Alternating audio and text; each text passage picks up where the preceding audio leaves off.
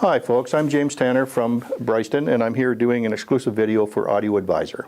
As I was discussing in the previous video, you can use the BDP-1 digital player in 3 different ways, and one of them is to be used on the network. It can either be a closed network with a separate router, or it can be on the home network.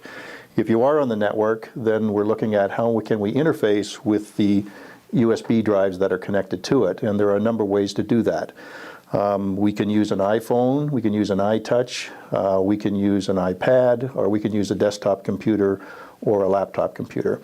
And the way we do that is in the software in the BDP-1, you have actually got a web browser built in. So any product that can access that web browser can then in turn be able to see what you've actually got loaded. In this case, we've got 2 USBs loaded on the back, and we have 1 USB, the Beatles USB, Apple USB loaded on the front.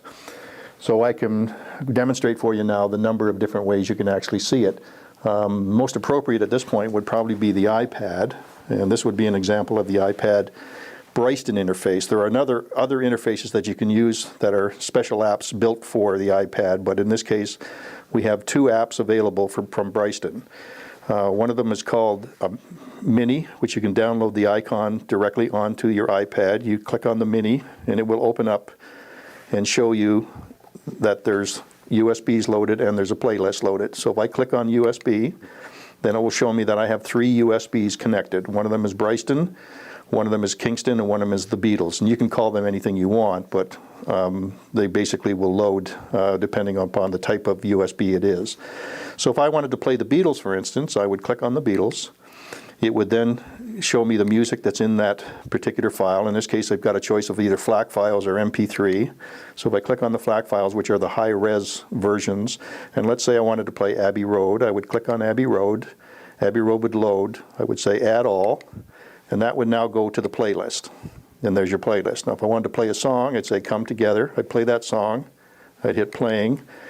And that song will then come up with the album cover and show you that the song's playing. This gives you the things. So that's called the Mini, and it's designed to be used, the Bryston web browser Mini is designed to be used with either an iPad, an iTouch, or an iPhone, and it'll work accordingly. Now the other option is to go with the Bryston MAX, which is this one, and it will load this interface for you, and it does exactly the same thing, and whatever you're doing here is also indicated on the front panel of the BDP-1.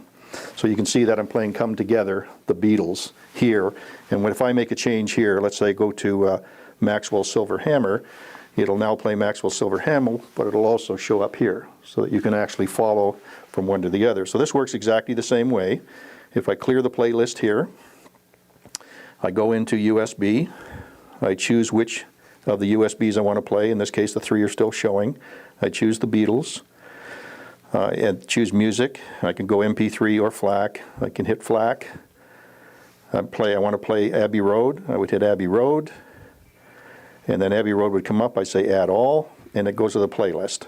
And then you would just click on whatever song you wanted to play, and it will automatically play that song. The album art shows up in the left-hand corner.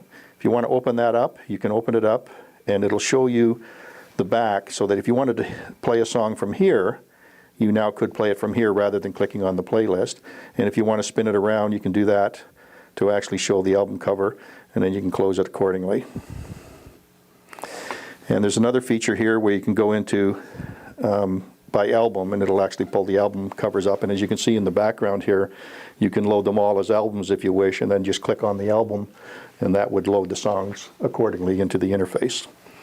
So those are 2 of the interfaces you can use. The third one that you can use is available from Mac on their app store called MPod, M-P-O-D. You would click on that, and it would load this app, and it works in exactly the same way. You would go here, you'd go into Browse, USB, choose the Beatles, Music, FLAC, choose what album you want to play, Abbey Road, and then you would it'll start playing that album for you.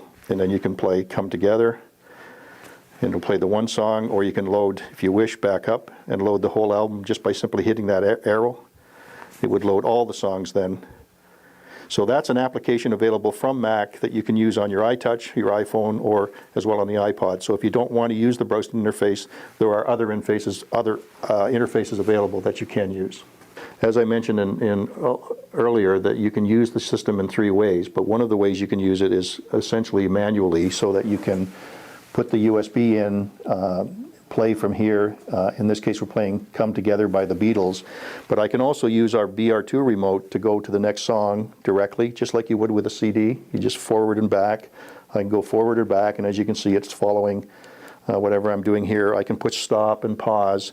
So if you don't want to be on the network, or even if you are on the network and don't want to bother with any of the interfaces, you can simply pick up our BR2 remote and at least go through the basic, once you're in the folders, you can go through the basic albums and play the different albums, play the different files, and go from there. This has been James Tanner from Bryston with an exclusive video for Audio Advisor.